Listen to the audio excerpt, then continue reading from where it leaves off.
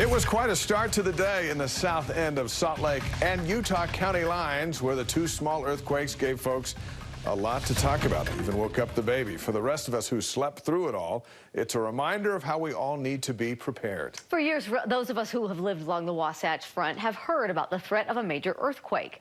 In 2016, seismologists took a careful look at faults in heavily populated areas along the Wasatch Front, watching their activity patterns. Studying the results, 5 of them agreed that there is a 43% chance one of those areas will be hit with an earthquake of at least 6.75 on the Richter scale in the next 50 years. Between 2,000 and 2,500 people killed. We're talking about tens of thousands of people being injured. It will be a major blow to the Salt Lake City economy. With nearly 80% of the state's population living along fault lines, Earthquake Program Manager Bob Carey says there's an urgent need to retrofit major public buildings, starting with schools. None of this is going to be cheap to do, but, moving forward, though, we could probably make ourselves more resistant to this event by making our built environment better. Salt Lake City will feel the most impact of a quake, with more than 4 in 5 buildings made of unreinforced masonry. If your home's at risk, you can look into the city's Fix the Bricks program, which provides grants to make homes safer in the case of an earthquake. Today's Shakers are a reminder that we all have to be prepared for a major disaster, as we just heard. News specialist Keith McCord takes a look at what we can do to increase our safety around our homes. Okay, the shaking is stopped. Now what do? Well, it's a good idea to go outside and make a quick inspection because there could be some damage.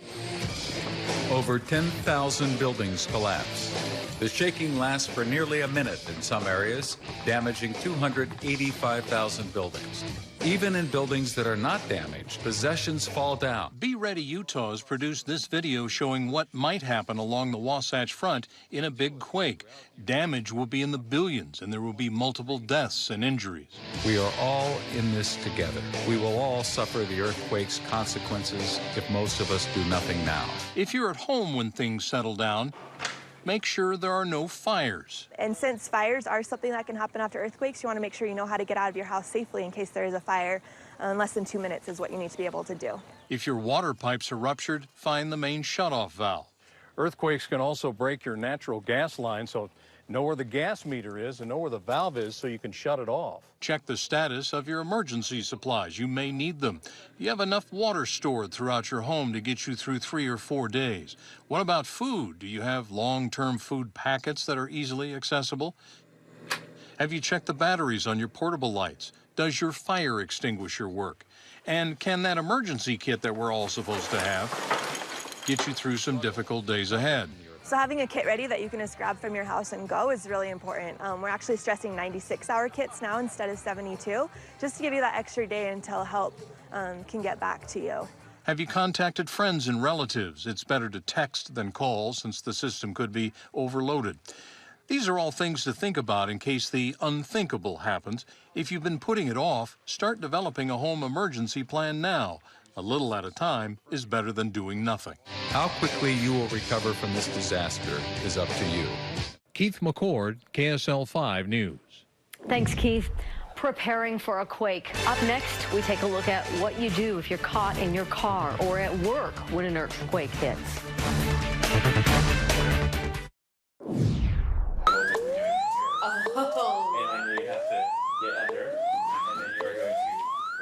Every April, Utahns across the state participate in the Great Utah Shakeout.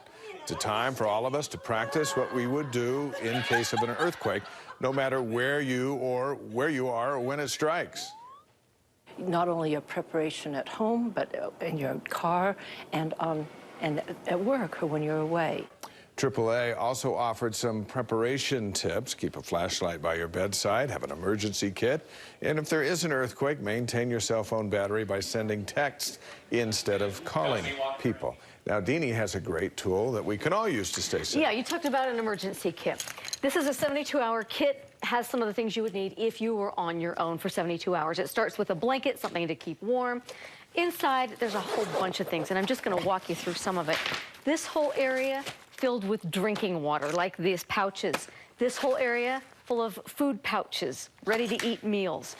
In here, You'll find things like a headlamp. You'll find reflective tape, you know, all kinds of glow sticks. And then you'll also find that there is an emergency, like a first aid kit, things that you can have. You can buy these at any website or store that carries emergency supplies. A kit like this is about $500. You can find them for under $200, or you could even make your own. Dave? Got light snacks in here? Some snacks, yes, and some things like that. I'd like to do that. As you mentioned, another option available is building our own personalized emergency preparedness kit.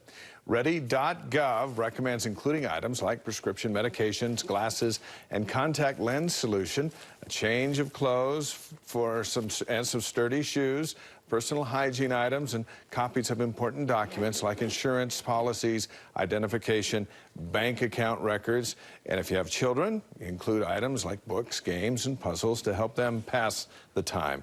For younger children, you'll want formula bottles, diapers, wipes, things like that. And if you need to care for an animal, extra pet food is also a great addition. Once put together, it's also important to maintain the kit for a year. For more suggestions on building your own kit, visit ready.gov. And we'll be right back. We want to congratulate Jeremy Wilkerson. You're the winner of our 72-hour kit giveaway. We just showed you all the cool stuff, important stuff that's inside that kit. If you missed any of today's coverage on the earthquakes in Bluffdale, you can watch it all on our free KSL TV app. You can download that to any device through your app store. That's our report tonight. Thanks for watching. For the latest on our weather conditions, the KSL Weather app. Have a great weekend.